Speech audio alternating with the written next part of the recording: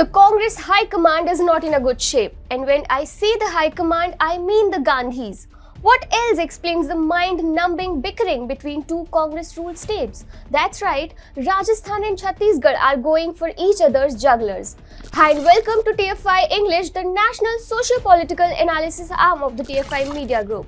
I am your host Tanya, and if you haven't subscribed to TFI English yet, please hit the subscribe button and click on the bell icon to receive all the recent updates. Coming back to the story, I will tell you why the feud between two Congress-ruled states proves that the Congress High Command is not in a good shape. Let's begin. An interesting bit of news has escaped making Big Bang headlines in India, but the developments give a bird's eye view into what it feels like to be a part of the Indian National Congress and how it is living under the party's rule.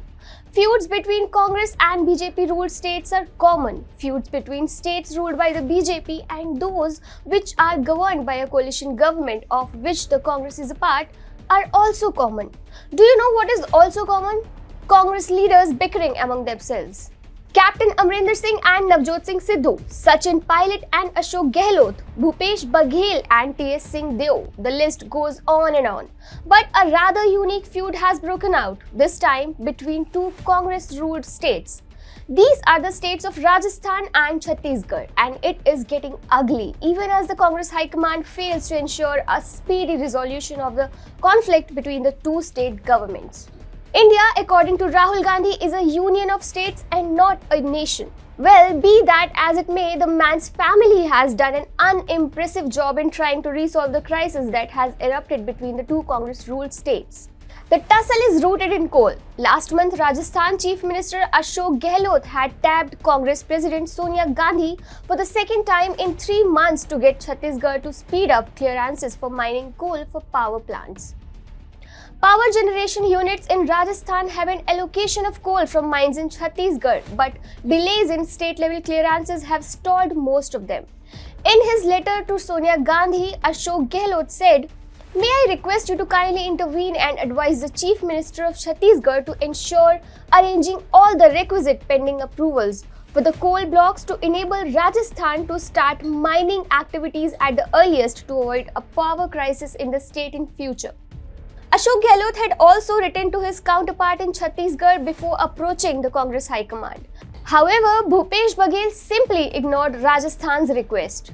Rahul Gandhi recently met with the chief minister from these two states. However, the issue has still not been resolved.